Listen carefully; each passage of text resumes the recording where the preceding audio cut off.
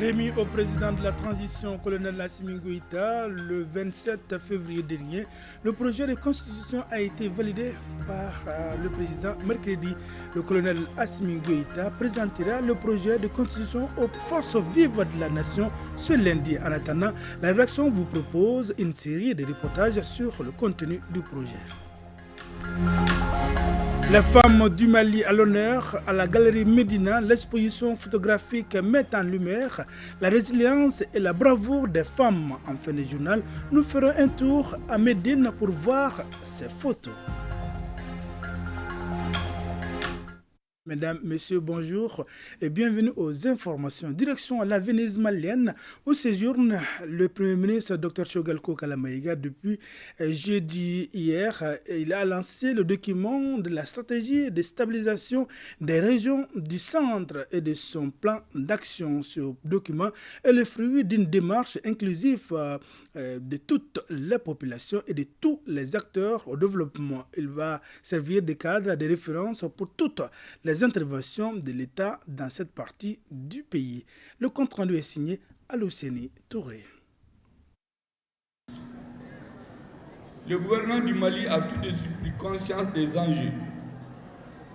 Et je vous assure, déjà en 2017, il a mis sur pied l'opération militaire d'Ambé et le plan de sécurisation intégrée des régions du centre. Ces initiatives ont été consolidées par des actions de stabilisation et de relèvement économique afin d'atténuer les souffrances des populations et stimuler le vivre ensemble et la cohésion sociale. L'objectif de ces initiatives était de mener une série d'actions concrètes en vue de circonscrire les conflits et les violences, doter les populations de structures socio-éducatives de base et opérer le retour progressif de l'administration. Honorables invités, mesdames et messieurs, dans le cadre de la recherche de solutions durables à la crise, le gouvernement de la République du Mali a créé en 2019 le cadre politique de gestion de la crise du centre doté d'un secrétariat permanent placé sous l'autorité du Premier ministre. Le cadre a pour mission, je cite, d'assurer la coordination au niveau stratégique et politique de l'ensemble des efforts de stabilisation. Fin de citation. Le président de la transition, son Excellence le colonel Assimi Goïta, a déclaré le 7 juin 2021, le jour même de son investiture, dans un discours, je cite, « Aujourd'hui, nous avons une responsabilité historique, celle de transcender nos divergences pour sécuriser notre pays, pour préserver son intégrité territoriale et pour créer les conditions d'un développement économique nous permettant d'offrir un avenir à notre postérité. » C'est là donc un extrait de l'intervention du Premier ministre Dr Choguel Kokala Maïga lors du lancement du document de la stratégie de stabilisation du centre. Validé mercredi dernier, le président de la transition, colonel Assimi Goïta, procédera à la présentation du projet de la nouvelle constitution du Mali aux forces vives de la nation. Ce lundi 20 mars, à Koulouba, le chef de l'État sera devant les autorités traditionnelles et religieuses ainsi que l'ensemble des forces vives de la nation pour expliquer le projet de la nouvelle loi fondamentale. En attendant, nous ici, à notre niveau, une série de reportages sur le contenu du projet vous est proposé. Déjà, Ibrahima Traoré décortique les grandes lignes du document. Projet de constitution de la République du Mali, 29 pages, 191 articles. Un texte intégralement rédigé par des Maliens. Que faut-il en retenir essentiellement? D'abord, au niveau de l'État et de la souveraineté, la nouvelle constitution assure sans ambiguïté le caractère unitaire de l'État malien. Les langues nationales changent de statut en devenant toutes langues officielles du Mali. Le français est la langue de travail. La conception malienne de la laïcité est maintenue, bien définie et clarifiée. L'article 32 précise que la laïcité ne s'oppose pas à la religion et aux croyances. Elle a pour objectif de promouvoir et conforter le vivre ensemble fondé sur la tolérance, le dialogue et la compréhension mutuelle. En ce qui concerne les institutions, le Mali en aura 7. Le président de la République, le gouvernement, le Parlement, la Cour suprême, la Cour constitutionnelle, la Cour des comptes, le Conseil économique, social, environnemental et culturel. Du pouvoir exécutif, le président de la République doit être âgé de 35 ans au moins et de 75 ans au plus. C'est lui qui détermine désormais la politique de la nation, une politique conduite par le gouvernement. Une loi organique fixe le nombre des membres du gouvernement. Une fois par an, le président de la République prononce devant le Parlement réuni en congrès un discours sur l'état de la nation. Il peut, après consultation des présidents des 2 chambres et du président de la Cour constitutionnelle, prononcer la dissolution de l'Assemblée nationale. Du pouvoir législatif, il est exercé par le Parlement qui aura 2 chambres, l'Assemblée nationale et le Sénat. Les 2 chambres votent les lois et contrôlent l'action du gouvernement. Elles se réunissent en congrès pour des événements spéciaux, précise la nouvelle constitution. Du pouvoir judiciaire, l'innovation majeure est la création de la Cour des comptes. Le Mali se conforme ainsi au texte communautaire de l'UEMOA. Dans la nouvelle constitution, l'on note aussi des procédures de destitution de certaines hautes autorités. Elles concernent notamment le président de la République, le président de l'Assemblée nationale et le président du Sénat. Autre nouveauté, les modes alternatifs et traditionnels de règlement des conflits sont autorisés. Une loi déterminera les modalités d'application de cette justice alternative. En plus, un citoyen pourra désormais saisir directement le Conseil supérieur de la magistrature. Enfin, nous avons le Conseil économique, social, environnemental et culturel. À ce niveau, l'on remarque aisément l'ajout du segment de l'environnement sur les attributions de cette institution. Au titre des dispositions finales, le dernier article stipule ceci. La présente constitution sera soumise au référendum. Au cas où elle recueille la majorité des suffrages exprimés, le président de la transition, chef de l'État, procède à sa promulgation dans les 8 jours suivant la proclamation des résultats définitifs du référendum par la Cour constitutionnelle.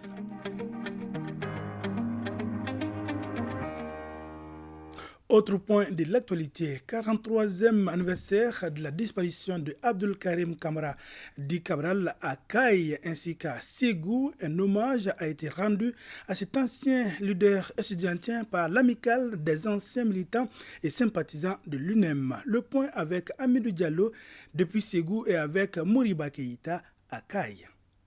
À l'instar des autres régions du Mali, la coordination régionale de l'amicale des anciens militants et sympathisants de l'Union nationale des élèves étudiants du Mali, AMSNEM, et l'Association des élèves étudiants du Mali, AIM, ont rendu un vibrant hommage à l'ancien secrétaire général de l'UNEM, Abdul Karim Kamara dit Cabral. À cet effet, une marche funèbre a quitté la tribune pour le monument des martyrs près du gouvernorat de Kay, suivi d'un dépôt de gerbes de fleurs en la mémoire de l'illustre disparu. L'homme de son vivant s'est beaucoup battu pour la cause des élèves étudiants du Mali. Cette année, placée sous le signe, quelle action entreprendre pour une transition réussie? Abdul Karim Kamara était un étudiant en philo-pédagogie de l'école normale supérieure de Bamako NSUP. Il a été élu président de l'UNEM lors du 17e congrès au mois de février 80. Il a été le dernier secrétaire général de l'UNEM. Cabral était un modèle. Les jours de commémoration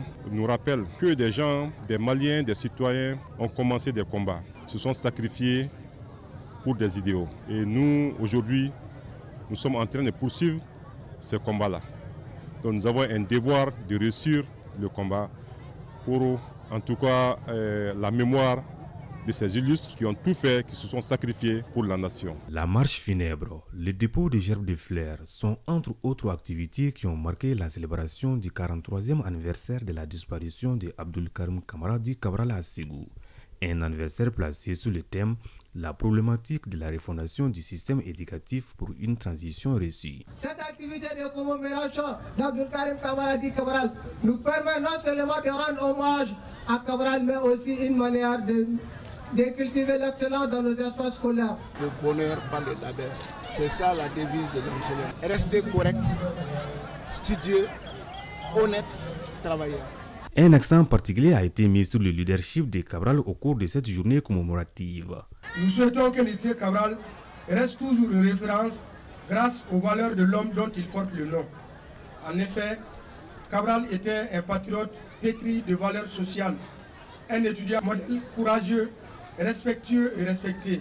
Ce leader estudiantin demeure un symbole et une source d'inspiration, non seulement pour les élèves et étudiants, mais aussi pour les autres citoyens. Pour rester fidèle à sa mémoire, nous devons bannir de l'école les mots qui la minent. Autre activité, des sketchs de sensibilisation et la poésie sur l'excellence en milieu scolaire ont agrémenté la cérémonie.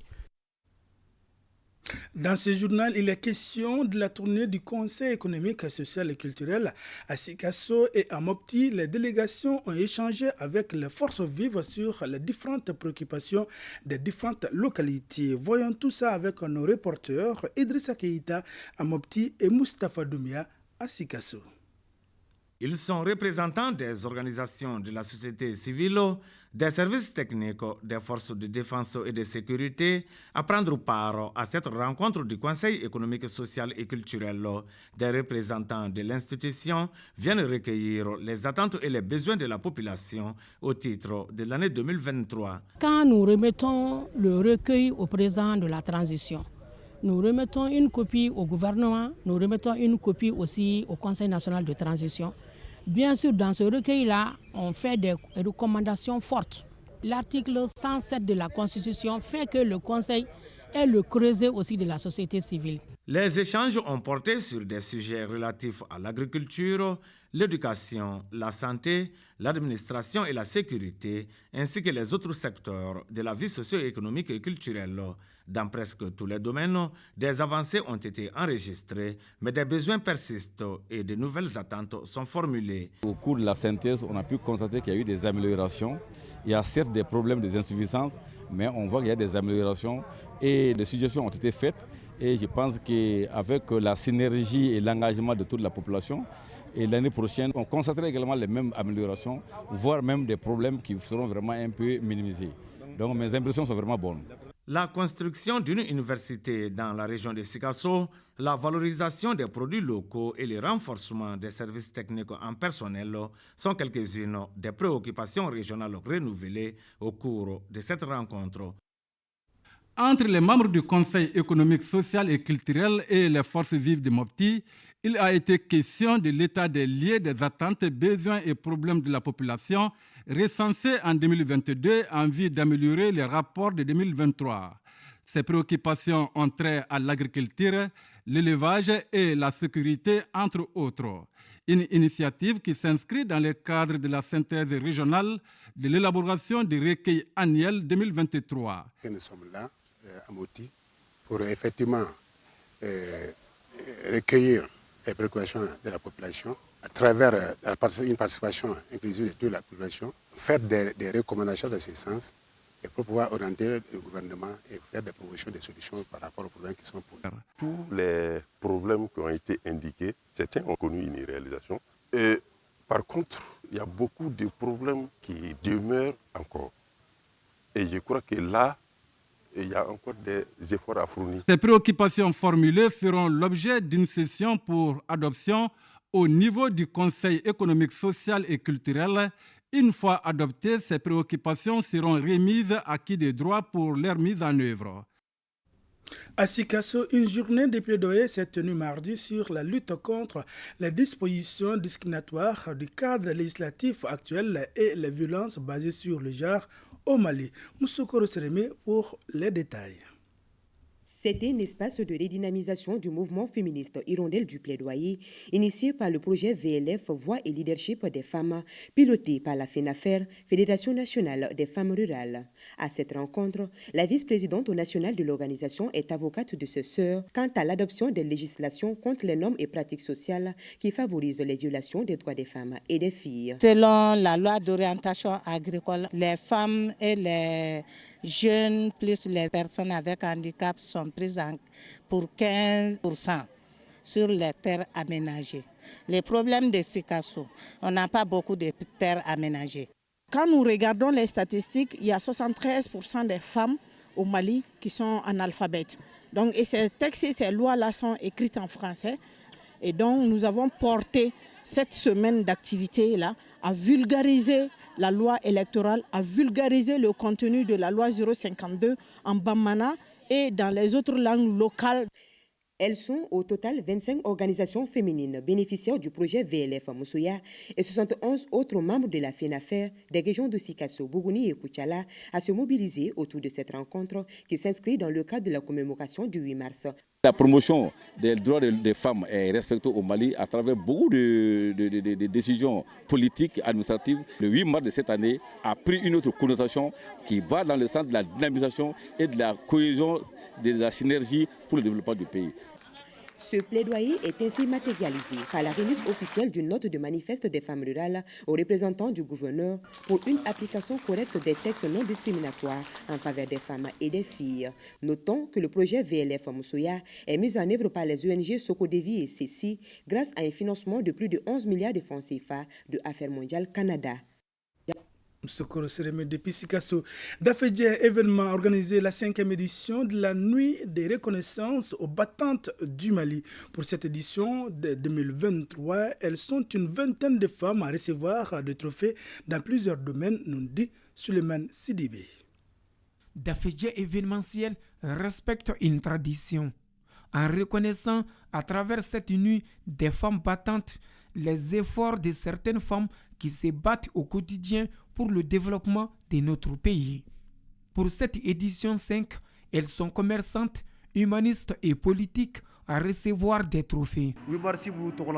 L'objectif de cette nuit est de magnifier ces braves dames, de les encourager à maintenir les caps et surtout leur donner de la visibilité pour qu'elles soient des exemples dans la société. Les dames sont très heureuses de recevoir un trophée de reconnaissance, mais surtout un trophée d'encouragement. Je suis très heureuse aujourd'hui d'être honorée par ces 2 trophées. Je remercie infiniment les organisateurs et je lance un message aux femmes que la femme c'est la vie, la femme c'est l'éducation, la femme c'est l'amour.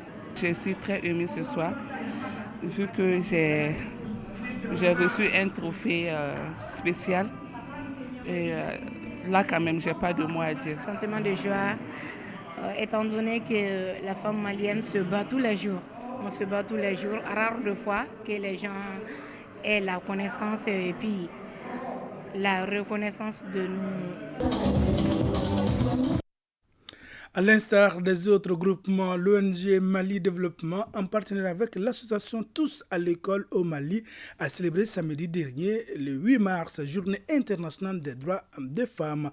Et c'est le terrain de Salah qui a abrité les festivités. Au centre de cette activité, le rôle des femmes rurales dans l'essor économique du pays. Pour plus de détails, écoutons la présidente de l'ONG Mali Développement, Singulier Niagalé Mariam Djane.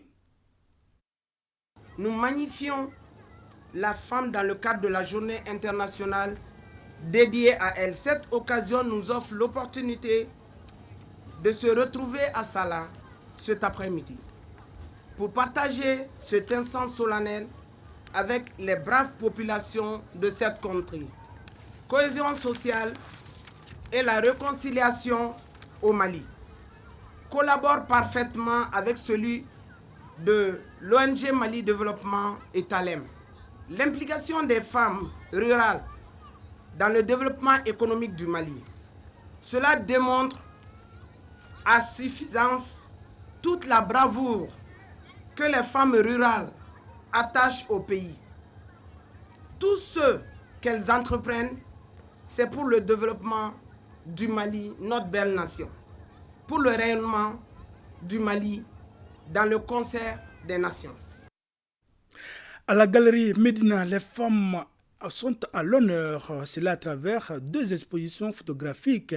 Elles mettent en exergue la résilience et la bravoure des femmes maliennes. La première, intitulée Femmes et résilience, est une initiative de l'aménagement et la seconde, un projet artistique collectif de 6 photographes maliennes dénommé Nileni. Mariam Koulibaly pour les détails. des initiatives, un seul objectif, c'est à la faveur d'une double exposition photo à la galerie Médina. Avec une trentaine d'œuvres, la première expo intitulée Femmes résilientes met en évidence le quotidien de la femme malienne. Cette exposition a été organisée à la MINUSMA pour montrer qu'à travers le Mali, il y a beaucoup de femmes battantes, résilientes, courageuses, qui se réveillent aux aurores pour aller faire ce qu'on appelle les petits métiers urbains, pour nourrir la famille, faire en sorte que l'avenir soit meilleur. La seconde, inspirée de Nyeleni, femme légendaire de la culture bambara, regroupe les œuvres de 6 femmes photographes du Mali. Chacune, en sa manière, met en lumière ce qui lui fascine, lui touche ou qui l'agace dans l'univers féminin. Les œuvres qui sont là sont inspirées de Frona et Yoro Frona, le ballet. C'est vraiment un outil de propriété qui détient beaucoup de secrets. Mais la plupart des secrets sont confiés à la femme. Mon thème, c'est la chambre des jeunes filles. J'ai tenu à travailler sur ce thème parce qu'au Mali, il n'y a pas beaucoup de jeunes filles qui ont la chance d'avoir leur propre chambre. De techniques et contenus différents, les artistes ont mis leur talent en œuvre pour émerveiller le public. Un soir comme celui-ci, on est encouragé, on est emporté par cette créativité des Maliens et des Maliennes surtout qui sont mobilisés pour souligner l'égalité entre femmes et hommes. Ces expositions réalisées dans le contexte de la Journée internationale de la femme vont continuer jusqu'en fin mars. Le centre de santé de référence de la commune 6 du district de Bamako vient d'abriter le lancement d'une campagne de dépistage des cancers des seins et du col de l'utérus. La campagne, qui vise 3000 femmes, est appuyée par l'ONG internationale Médecins sans frontières en collaboration avec le ministère en charge de la santé. Nous retrouvons Mme Koulibaly. Représentant 5 sur 10 des cancers chez la femme, les cancers des seins et du col de l'utérus sont de véritables problèmes de santé publique. La campagne, elle aura lieu dans 12 CESCOM de la commune 6 et dans les CCRF du 1er au 31 mars. Donc le dépistage, il est gratuit. Et si une anomalie est détectée, il y a aussi des examens qui sont gratuits, qui vont être faits pour le diagnostic. Après, si le diagnostic s'est avéré positif, il y a encore une prise en charge qui est là au niveau de l'hôpital du Point G. La campagne, qui entend toucher 3000 femmes, est une aubaine pour les femmes et les professionnels de la santé de réduire la survenue de ces cancers. Si on dépiste, on peut guérir. Et surtout, cette prise en charge est gratuite au Mali. Parfois, les femmes oublient leur propre santé. Les tâches ménagères occupent tout le temps des femmes. Il ne faut pas qu'on oublie aussi qu'on est des êtres humains, qu'on peut tomber malade. Selon les statistiques, 30 à 50% des cancers peuvent être prévenus en évitant les facteurs de risque grâce au dépistage. Et l'une des difficultés liées à la lutte contre ces maladies au Mali reste le manque de dépistage systématique. Les fidèles musulmans de Konzagué, ville à Port-Boué et quartier environnement en Côte d'Ivoire pourront désormais prier dans une nouvelle mosquée. L'infrastructure a été construite à plus de 200 millions de francs CFA sur financement de El Hadj Hamed Diawara, un comptable qui réside en Côte d'Ivoire. Commentaire signé Mohamed Sankaré. L'édifice religieux est bâti sur une superficie de 800 mètres carrés et a coûté plus de 200 millions de francs CFA. Financé entièrement par le généreux donateur El Hadj Hamed Diawara, dont la mosquée porte le nom. Elle peut accueillir plus de 500 fidèles. La cérémonie d'inauguration a été marquée par la lecture du Saint-Coran, les sermons et les dérakats consacrés à la Djouma. Les donateurs placent cet événement sous le signe de la cohésion des fidèles musulmans. L'important d'une mosquée pour un musulman, c'est comme on dit, c'est un sacrifice qui ne finit pas. Ce que je veux dire aux imams, c'est de rassembler tout le monde. Une mosquée ne peut pas partir seule sans les fidèles. À sa suite, l'imam qui dirige désormais la prière de la mosquée El Hadj Hamed Diawara s'est dit prêt à accomplir ses devoirs envers Dieu et les fidèles. Donc on doit attacher les ceintures, on doit dire ce qui n'est pas bon, on doit dire ce qui est bon. Et on doit savoir aussi ce qui est, on doit prêcher à cette fidèle-là. Le chargé d'affaires de l'ambassade du Mali en Côte d'Ivoire a salué l'initiative du donateur et l'hospitalité ivoirienne et a appelé également la communauté musulmane à promouvoir la paix, le vivre ensemble dans leurs prières et bénédictions de tous les jours. La mosquée, comme vous le savez, c'est un lieu de prière, c'est un lieu de recueillement. Et la mosquée, c'est aussi un lieu de socialisation. C'est-à-dire que quand on rentre dans la mosquée, on n'est plus ivoirien, on n'est plus malien, on n'est plus tunisien, on n'est plus marocain, on est tout simplement musulman. La tâche du ruban, de la remise de la canne et du Saint-Coran à l'imam de la nouvelle mosquée de Gonzague-Ville ont mis fin à la cérémonie. Bonne prière. Merci, c'est la fin de ce journal. À demain, Inch'Allah, même heure, même plateau et pour d'autres informations.